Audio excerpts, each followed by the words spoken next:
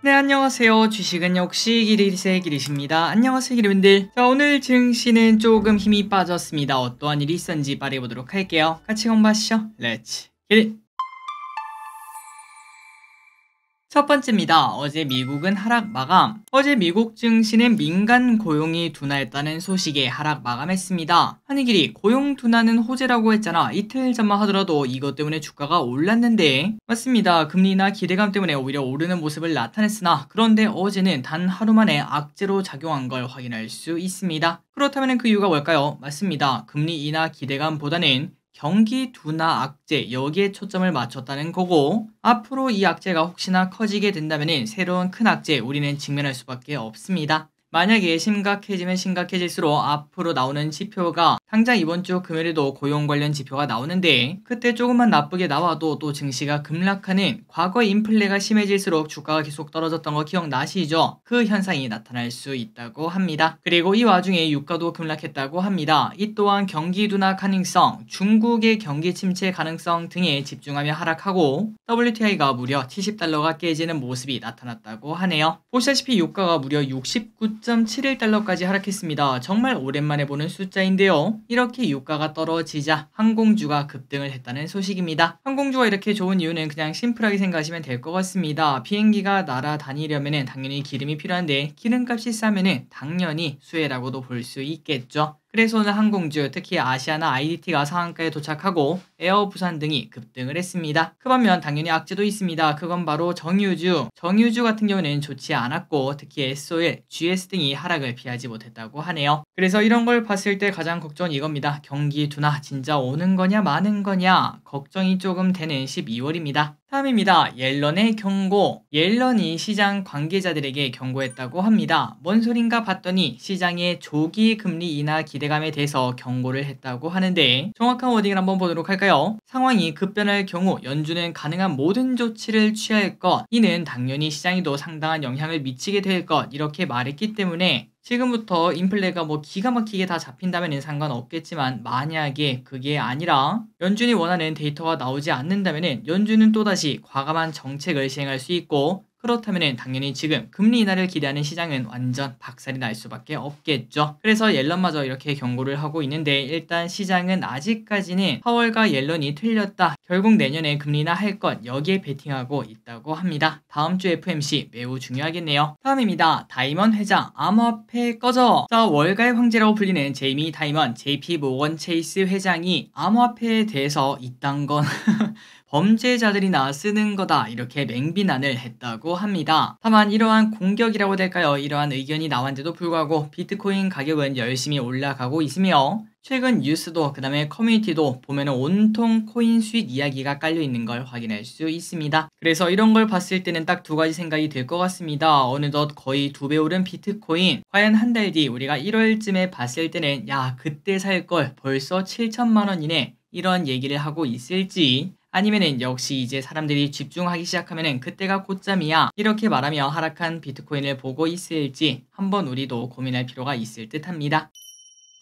다음입니다. 배당주를 조심하라는 이야기 한번 보도록 하겠습니다. 자, 12월이 되다 보니까 배당주에 관심을 두시는 분들이 많을 것 같은데요. 하지만 배당주를 고를 때 작년에 배당을 많이 줬던 기업이 그 기준점이 되면 안 된다고 합니다. 그 말인즉슨 작년에 5,000원 줬다고 올해도 5,000원 준다 이렇게 가정하면 안 된다는 건데요. 그렇다면 배당을 작년만큼 못 주는 기업은 뭘까요? 맞습니다. 올해 실적이 작년보다 못한 기업들이 대표적이라고 말할 수 있겠죠. 그래서 여러분들이 지금 현재 배당주를 만약에 사 놓으셨다면은 작년 실적과 올해 실적, 특히 영업이익이랑 순이익 그거를 비교하면은 올해 어느 정도의 배당을 나오겠구나 이 정도를 파악할 수 있을 듯 합니다. 그래서 대표적으로 배당이 조금이라도 깎일 가능성이 있는 친구들은 포스코홀딩스, HMM, S-Oil, HD현대, 현대제철, 페노션 등 이렇게 배당을 적게는 2% 많게는 4, 5%씩 줬던 친구들이 조금 더 배당이 줄어들 수 있다는 거 이 부분 참고하시면 될 것 같네요. 다만 그렇다고 이 친구들 사지 말라 이런 의미는 아닙니다. 실적에 따라 많이 깎이는 애들도 있고 그냥 조금 몇백 원 깎이는 그런 수준 있잖아요. 그 정도 감소하는 기업도 있으니까 잘 비교해볼 필요가 있겠네요. 다음입니다. 기름분들 이건 한번 관심있게 보시면 좋을 것 같습니다. 저 기린마저 이거는 진짜 속을 것 같은데요.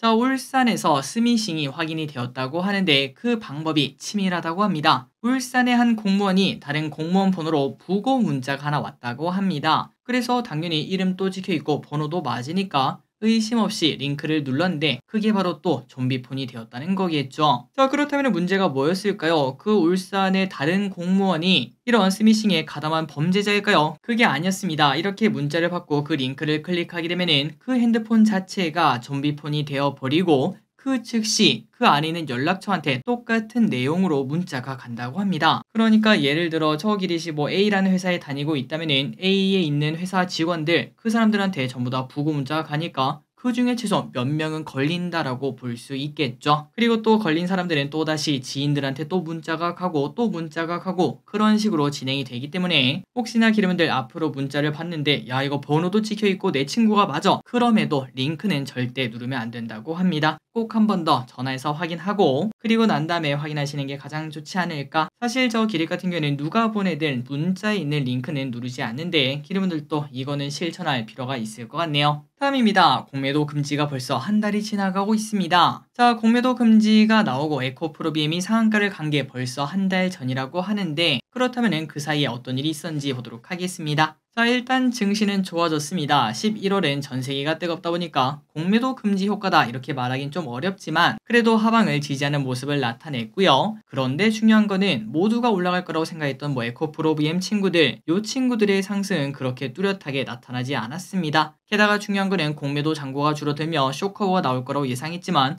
오히려 에코프로비엠은 공매도 잔고가 이럴 수가 있을까요? 역대 최고치를 넘겼다고 하네요. 그렇다면 공매도 세력들은 왜 도대체 쇼커버를 안 하고 있나 라고 생각을 해보면 뭐 당연하겠죠. 추가 하락하면 그때에도 늦지 않다 이렇게 베팅하는 걸 볼 수 있고 그래서 이걸 보면 두 가지를 생각해 볼 수 있습니다. 이제 공매도 세력들이 아직까지도 포기하지 않았다면 뭐 슬금슬금 주가가 더 하락할 수도 있겠구나 라는 생각을 해볼 수 있고 그리고 두 번째는 언젠가는 쇼커버를 할 건데 혹시나 바닥을 다져주는 그러한 흐름이 나타난다면 그때는 조금 공격적으로 사볼 필요가 있지 않을까 이런 생각도 이어서 해볼 수 있겠네요. 어쨌든 공매도 금지가 한 달 정도 되었고 증시는 조금 반등하는 모습을 나타냈으나 2차 전지에서 기대했던 쇼커버는 아직까지는 나오지 않았다고 합니다. 다음입니다. 그렇다면 외국인은 어땠나 한번 보도록 할까요? 공매도 금지가 나왔을 때 많은 사람들은 외국인 나간다, 공매도 금지는 안 된다 이렇게 비판을 했었습니다. 그런데 한 달만 보자면은 오히려 외국인의 매수세가 더 크게 나왔다고 하네요. 자, 지난달 외국인은 총 5.5조 원을 한국에 투자했습니다. 이 중에 주식에 3.3조, 채권에 2.2조를 투자했고 그래서 이런 걸 봤을 때 무조건 공매도 금지가 외국인 매도의 공식은 아니구나 라는 걸 확인할 수 있겠네요. 어쨌든 외국인이 올해 1월 이후 최대 규모로 11월에 순매수를 했는데 남은 12월도 제발 좀 좋았으면 좋겠습니다. 다음입니다. PF 부실 점검 강화. 지속되는 고금리와 침체 장기화로 PF 부실에 대한 우려감이 다시 높아지고 있는데요. 그동안은 시장이 회복될 때까지 사업자들이 버틸 수 있는 시간을 벌여주려 했으나 그런데 이제는 부실을 정리해야 된다 이런 이야기가 나오고 있습니다. 자, 그렇다면 지금 상황이 어떤가? 올해 2분기 기준 PF 대출 잔액은 133조 원으로 뭔가 해결되고 있으면 줄어야 되는데 오히려 또 3개월 만에 1.5조 원이 증가를 했다고 합니다. 게다가 또 같은 기간 연체율도 증가를 했다고 하네요. 특히 증권사의 연체율이 2분기 기준 17.28%로 상당히 높은 수준을 나타내기 때문에 여기에 대해서도 계속 걱정이 나올 것 같은데 올 연말 그리고 내년 초 이러한 부분이 잘 지나가기를 진심으로 바랍니다. 다음입니다. 이마트 이야기 오랜만에 보도록 하겠습니다. 주가가 많이 하락했네요. 자, 베트남 이마트 3호점 오픈. 제목과 똑같습니다. 베트남의 이마트 3호점이 오픈했는데요. 작년 11월에 2호점을 열고 1년 만에 또다시 3호점을 오픈했습니다. 이는 당연히 좋은 소식이겠죠. 호치민시 파누이에 열리는 3호점은 현지 이마트 중 최대 규모인 2,100평으로 한국산 상품도 대폭 확보했다고 합니다. 특히 노브랜드도 샵인샵 형태로 들어가게 되는데 현지에서 품질 좋고 가격도 합리적인 한국산 상품으로 인식이 커지고 있다고 하네요. 그리고 매장 내 델리콘에서는 이마트 피자와 김밥을 판매한다고 하는데 피자 같은 경우에는 300판, 그 다음에 김밥은 하루 500줄이나 팔린다고 하니까 그 인기도 실감할 수 있다고 합니다. 자, 이마트 한국에서는 조금 힘든 시간을 보내고 있는 듯한데 전 세계를 무대로 좀 잘했으면 좋겠습니다. 다음입니다. 해외여행 인기 국가. 올해 우리나라 사람들이 가장 많이 검색해본 해외 여행지는 바로 일본이라고 합니다. 그 다음이 베트남, 3등이 태국이라고 하네요. 그리고 또 그 안에서 일본 오사카, 도쿄, 후쿠오카 순으로 높은 검색량을 보였다고 하며 아무래도 짧은 시간 안에 갔다 올 수 있고 그 다음에 또 엔저 현상이 나타나다 보니까 우리나라보다 물가가 싸다 이런 얘기도 있지 않았겠습니까? 그래서 선호가 높아진 것으로 보입니다. 그래서 올해 일본을 찾은 한국인 관광객은 2019년 규모를 이미 넘어선 것으로 보인다고 하며 올해 10월까지 일본을 찾은 한국인은 552만 명으로 2019년 대비 무려 7%나 높았다고 하니까 일본 여행 진짜 많이 갔다라는 얘기도 해볼 수 있겠네요. 다음입니다. 삼성전자 CES에서 AI 공개. 삼성전자가 내년 1월 미국에서 열리는 CES 2024에서 AI 전략을 공개한다고 합니다. 모두를 위한 AI 일상 속 똑똑한 초연결 경험을 주제로 AI 비전을 소개한다고 하는데요. 얼마 전에 공개했던 자체 개발 AI 삼성 가우스를 활용한 생성형 AI 모델을 제품에 탑재하고 새로운 경험을 제공한다고 합니다. 여기서도 온디바이스 이런 이야기가 분명 나올 수 있겠죠. 관심 있게 보도록 할게요. 다음입니다. 우리가 한 달 전쯤에 확인했던 거 기억나시나요? 예금 금리를 넣는다면 그때가 기회다 이런 얘기를 했었는데 그런데 진짜 그게 막차였다고 합니다. 지난달까지만 하더라도 4%대를 유지하던 예금 금리가 이달 들어 3%대로 떨어졌다고 하며 현재 4대 은행 중 1년 만기 기준 4%대 금리를 주는 곳은 농협밖에 없다고 합니다. 한 달 전만 하더라도 여러분들 아실 겁니다. 작년에 유치했던 고금리 상품의 만기가 돌아오자 수신 경쟁을 펼친 바 있지만 그런데 금융당국의 자제량에 꺾이는 모습이 나타나 이제는 4%대를 찾기가 어려운 그런 상황이 나타나고 있으며 한편 금리가 이렇게 높아지면서 수익률이 나빠졌던 저축은행 우리가 지난주인가 한번 공부했었죠. 그런데 그 저축은행은 금리가 내려가며 한숨 돌리는 상황이 나오고 있다고 하네요. 그리고 참고로 이렇게 금리가 내려가다 보면은 개인적으로 충분히 배당주도 우리가 관심 가질 필요가 있다고 생각합니다. 다만 지금 사기는 조금 어렵지만 내년 1월 있죠. 그때 배당만 맞고 쭉쭉쭉 떨어지는 배당주를 조금 관심있게 본다면은 당연히 금리가 낮아지면 낮아질수록 배당주의 매력은 높아지겠죠. 그런 부분을 우리가 기대하면서 투자를 해보시는 것도 괜찮을 듯 합니다. 다음입니다. AI 확산, 계란 가격 오를까? 자, AI가 또다시 확산하는 조짐을 보이며 안 그래도 비싼 계란이 더 비싸질 수 있다고 합니다. 지난 5일 고흥 오리 농장에서 고병원성 AI가 발생했다고 하는데요. 전주 야생조류에서 발생된 지 7일 만에 고흥에서 나타났다고 합니다. 그래서 이제 이런 상황이 나타나면 당연히 달걀 가격은 올라갈 수밖에 없고 지금 현재 가격이 평균 7,000원을 넘어섰는데 이러다가 더 오르는 거 아니냐라는 얘기가 나온다고 합니다. 다음입니다. EV9 가장 안전해요. 길에서 보면은 야 저건 진짜 박아도 안 죽겠다라는 생각이 드는 EV9 실제로 유럽 신차 인증기관으로부터 최고 등급 별 5개를 받았다고 합니다. 참고로 지난 EV6도 최고 등급을 받았는데 EV9도 받았으니까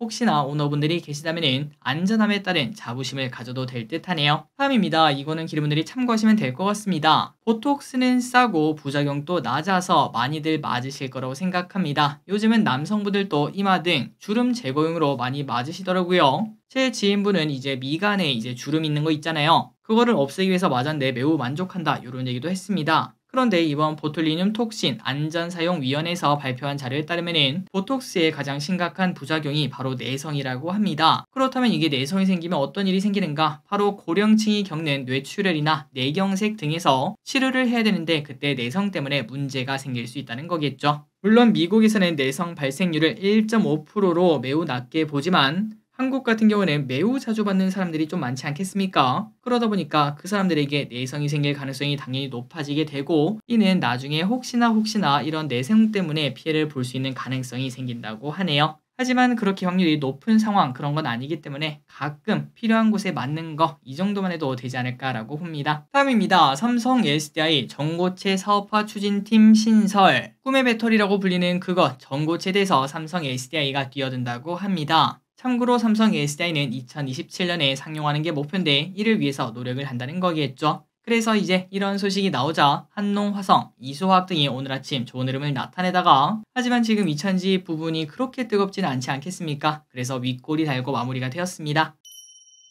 초전도체 쪽에서도 마찬가지로 윗골이 달고 내려오는 소식이 나왔는데요. 오랜만에 보는 초전도체 이야기인데 퀀텀에너지 연구소가 어디와 함께 업무 협약을 맺었다 이런 소식이 들리자 오늘 관련주가 장 초반 좋은 흐름을 나타냈습니다. 그래서 어딘가 봤더니 바로 연세대 이름값이 좀 있죠. 충분히 호재가 될 수 있겠네요. 그래서 이제 연세대와 AI, 양자 컴퓨터, 초전도체 등에서 협력한다는 이야기가 나오면서 시장이 주목을 받았고, 그런데 초전도체 이거 아직까지 검증이 제대로 되지 않았습니다. 그런데 연세대 쪽에서 좀 검증을 해주지 않겠나 이런 기대감도 나왔다고 하네요. 다만 너무 오랜 시간 동안 초전도체가 보여준 게 없기 때문에 많은 사람들이 지쳤는지 마지막에는 대부분 반납하고 마무리가 되었습니다. 다음입니다. 알리, 한국 시장 공략의 속도. 알리익스프레스는 직구를 위해 많이들 사용하십니다. 저는 아직 한 번도 사용 안 해봤는데 진짜 많이들 사용하신다고 합니다. 그래서 얼마나 되나 무려 지난 10월 기준 알리 어플을 사용하는 사람이 600만 명이나 된다고 하니까 그 인기를 쉽게 느낄 수 있죠. 하지만 여기 알리를 하다 보면은 짝퉁이 버젓이 판매되는 등 논란이 많았다고 하는데, 이에 대해 알리 쪽에서 대응 조치를 발표하고 한국 시장 공략에 속도를 더 내겠다 이렇게 말을 했다고 합니다. 자, 그렇다면 어떻게 하는가? 바로 AI를 통해 선제적으로 가품을 구별하겠다라고 말했고, 소비자가 가품을 신고하면 증빙 서류 없이 90일 내 무조건 100% 환불하는 조치도 약속했다고 합니다. 게다가 향후 3년간 지재권과 소비자 권익을 위해서 100억을 투자하겠다 이런 얘기도 했다고 하네요. 그래서 이제 알리를 사용하시는 분들은 이제